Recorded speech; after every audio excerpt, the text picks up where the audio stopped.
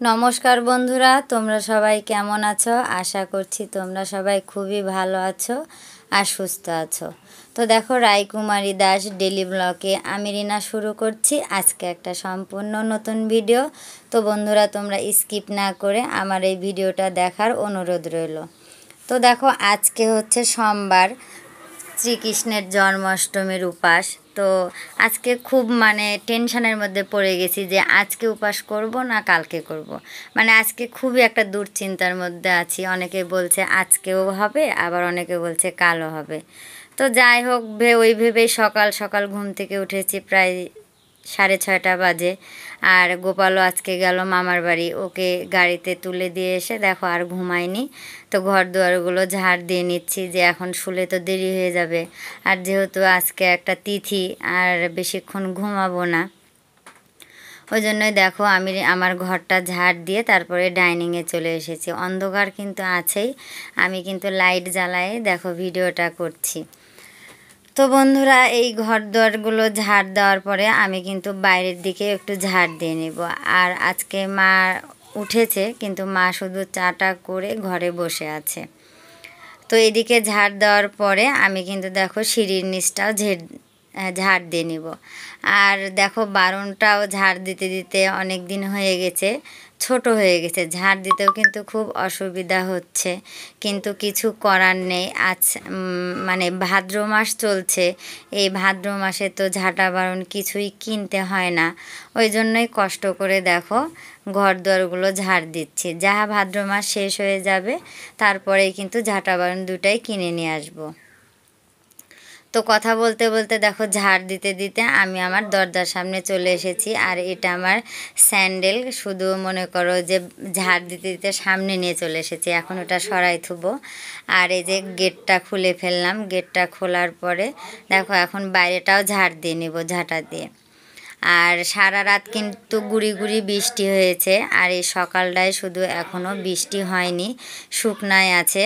আর অনেক সাজনার পাতা পড়ে গেছে, পাতাগুলা ঝাড় দিয়ে এক জায়গায় জড়ো করে রাখবো। আর সাজনার পাতা তো জানোই, বৃষ্টি পড়ার সঙ্গে সঙ্গে পাতাগুলো একদম হলুদ হয়ে ঝরে পড়ে যায়, সাজনা গাছের নিয়মই এটা। তো তারপরে যে গ্যারেজের গাড়ি বের করতে এসেছে ড্রাইভার, আর তোমার দাদা ভাই গ্যারেজটা খুলে গাড়িটা বার করে দিল। আর এই পাশে এখন আমি ফুল তুলতে যাচ্ছি। তো এই ফুল গাছটা কাগজ ফুল, এই ফুল দিয়ে তো পূজা হয় না, তবে দেখতে খুব ভালো লাগছে বলে ভিডিওটা করে নিলাম। আর এই পাশে আর একটা গাছ আছে, ওই গাছে ফোটে সাদা ফুল। তো ওই ফুল গাছে তো হাত পায় না। তো দেখতে দেখছি আমাদের মুরগিগুলা এখানে ছাড়ার সঙ্গে সঙ্গে দেখো বালুর উপরে উঠে সব এক জায়গাত হয়েছে। আর মোরগ তো ভোর হতে ডাকা শুরু করে দেয়, আর ওই অত্যাচারে ওকে তাড়াতাড়ি ছেড়ে দেওয়া হয়। তো কি বলো তো বন্ধুরা, এই যে আমাদের সাদা ফুলের গাছটা, এই গাছ থেকে কিন্তু ফুল পাড়া যায় না। কিন্তু কী জন্য আমরা গাছটা রেখেছি, গাছটা এখানে ছায়া দেয়, বসতে ভালো লাগে, আবার সাদা ফুলগুলোও ফুটে থাকে, দেখতেও কিন্তু ভালো লাগে। আর পাশে আছে আমার রঙন ফুলের গাছ। আর এই ফুলের তো কোনো তুলনাই নেই, যেরকম লাল টকটকা ফুল আর সবুজ পাতা, দেখতে ভারী সুন্দর লাগে। আর এক কথায় চারিপাশটায় ফুল গাছে কিন্তু ভরা আমার। তো বাইরে থেকে এসে দেখো আমি ঘরটা এখন মুছে নেব, যেহেতু রাই শুয়ে আছে এখনও ওঠেনি। আমি কাজকামগুলো সেরে নিই আস্তে আস্তে। আর ওই উঠলেই তো আজকে কান্নাকাটি করবে, যেহেতু ওর সোনা দাদা আজ বাড়িতে নেই, আর ওকে বলেও যায়নি। দেখতে না পেলে ওই কান্নাকাটি শুরু করে দেবে। তো ওই ওঠার আগেই কিন্তু আমি আজকে সব কাজগুলো সেরে ফেলবো। তো দেখো ঘর মুছছি, কিন্তু আমার ভিডিও করার লোক নেই, ওই জন্যই দেখো আমাকে আবছা আবছা দেখতে পাচ্ছ। তো ঘরগুলো মোছার পরে আমি চলে আসলাম এই যে আমার রান্নাঘরে, আমার শখের রান্নাঘর। আমি রান্নাঘরকে যতটা ভালোবাসি আর যতটা ভালো দেখে মুছে রাখি, অতটা সময় কিন্তু আমি আমার ঘরকেও দিই না। তো যাই হোক বন্ধুরা, কথা বলতে বলতে দেখো বাসনগুলো আমি মেজে নিচ্ছি। আর বাসনগুলো মাজছি, ডাইরেক্ট জলও এসেছে, আর আমি ঠান্ডা জল দিয়ে দেখো থাল বাসনগুলো ভালো করে ধুয়ে নিব। তো কি বাসনগুলো কিন্তু অনেকগুলোই কালকেও মেজে রেখেছি, আর আজকেও বড় বড় থাল বাসনগুলা গ্যারেজে যে ওগুলা সব মেজে ঘষে নিয়ে আসছি। আর দু একটা থাল বাসন যেগুলা ছোট ছিল সেগুলা কিন্তু এখন আমি রান্নাঘরে মাজার পরে ধুয়ে নেব। তো বন্ধুরা, আজকে যেহেতু কেউ সোমবারে জন্মাষ্টমী করবে, কেউ মঙ্গলবারে করবে, এই দ্বিধাদ্বন্দ্ব শেষ হচ্ছে না। মনের মধ্যে একটা অশান্তির সৃষ্টি হচ্ছে যে কি করব, কবে করলে ভালো হবে।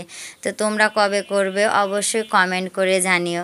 আর আমার ভিডিওটা যদি ভালো লাগে তাহলে অবশ্যই লাইক, কমেন্ট, শেয়ার করো। আর আমার যারা নতুন বন্ধু, সাবস্ক্রাইব করে আমার পাশে থেকো। আর তোমাদের পাশে থাকাটা আমার কাছে খুবই জরুরি, খুবই দরকার। তো দেখো, কথা বলতে বলতে কিন্তু আমি বাসনগুলো প্রায়ই ধুয়ে নিয়েছি। আর জল শেষ হয়ে গেছে বালতির, তখন আমি দেখো ট্যাপটা খুলে এই বাসনটা ধুয়ে নিলাম। বাসন ধোয়ার পর এগুলো আমি ঝাঁকার মধ্যে রেখে দিব, জলটা ঝরে যাবে। তারপরে দেখো ঝমাঝম বৃষ্টি চলে আসলো। বললাম না যে সারা রাত্রি বৃষ্টি হয়েছে, সকালটায় শুধু থেমেছিল। তবে আবার দেখো এই যে এখন থেকে আবার বৃষ্টি শুরু হয়ে গেল। আর কথাতে আছে শ্রীকৃষ্ণের জন্মাষ্টমীর দিন কিন্তু বৃষ্টি হয়। এটা কিন্তু আমার কাকিমা, বর্মা, জেঠিমা এগুলা কিন্তু সব বলে যে বৃষ্টি হয় যখন শ্রীকৃষ্ণ জন্ম নেয়, তখনও হয়, আবার সারাদিনেও কিন্তু বৃষ্টি হয়। তো ওখান থেকে বাইরে দেখো উঠে দেখছি যে রায়ও উঠে গেছে, আর আমিও চান সেরে নিয়েছি ওই উঠতে উঠতে। আর তারপরে দেখো আমি এখন বিছানাটা সুন্দর করে গুছাই নেব। আর মশারি তো থাকবে আমার বিছানার মধ্যে, এটা তো আমার জানোই, এটা আমার আসল সম্বল। তো মশারিটা তোলার পরে দেখো আমি পর্দাটা সরাই নিলাম। আর দেখো রায় এত দুষ্টুমি করছে, আমাকে মানে ভিডিও করতেই দিচ্ছে না। ভিডিও করতে গেলেই ওই সামনে এসে দেখো দুষ্টুমি শুরু করছে। আর ওই মানে কি যে বকছে মানে বোঝা যাবে না, ওই এত বকা বকছে। তো আমি ওকে বলছি, ধমকাচ্ছি, আর আমি কাজ করছি, তাও শুনছে না। তো দেখো আমি বিছনাটা কিন্তু এখন আজকে সব চাদরগুলো তুলে ফেলবো, কারণ অনেক 4-5 দিন হয়ে গেল চাদরটা পাড়া। অন্য একটা চাদর আজকে পারবো। তো তার জন্য তো আমাকে একটু সময় দিতে হবে। রায় কিন্তু আমাকে সেই সময়টাও দিচ্ছে না, খালি ক্যামেরাটা নড়াই দিচ্ছে, দুষ্টুমি করছে। আবার আমি যে চাদরটা তুলছি তাও আমাকে প্রশ্ন করছে, মা তুমি চাদর তুলছো কেন? তাই আমি বলছি তুমি হুসু করেছো। তো হুসু করার কথা বলাতেই ওই হচ্ছে না আমি করিনি, জল পড়েছে। যাই হোক, মায়ের বিটিতে অনেক গল্প করছি আর আমি কাজও করছি। আর এই যে দেখছো এটা হচ্ছে একটা ক্যাথা, আমার মা দিয়েছিল কাপড়টা, আর এই কাপড়টা ছিঁড়ে গেছে, ওটা দিয়ে আমার শাশুড়ি ক্যাথাটা সেলাই করে দিয়েছে। আর বৃষ্টির দিনে কিন্তু যদি শুকনা কাপড় চোপড়, শুকনা বিছনার চাদর না হয়, স্যাঁতস্যাঁতা হয়, তাহলে কিন্তু ভালো লাগে না। আর মানে ঘরের ভিতর ঢুকলেই কেমন একটা গুমঠা গন্ধ বের হয় বৃষ্টির দিনে কিন্তু। ওই জন্য কিন্তু আমি চাদরটা আজকে একটু পাল্টাই নিচ্ছি। আর চাদরটা জানো তো আমার গ্যাসের উপরে দিয়ে একটু গরম করেও নিয়েছি, যে একটু গরম হলে ভালো লাগবে। তো বিছনা চাদরটা তো দেখো আমি টান করে পারছি। আর এদিকে বৃষ্টির মধ্যে রায়ের বাবা তো গাড়ি নিয়ে বের হয়েছে।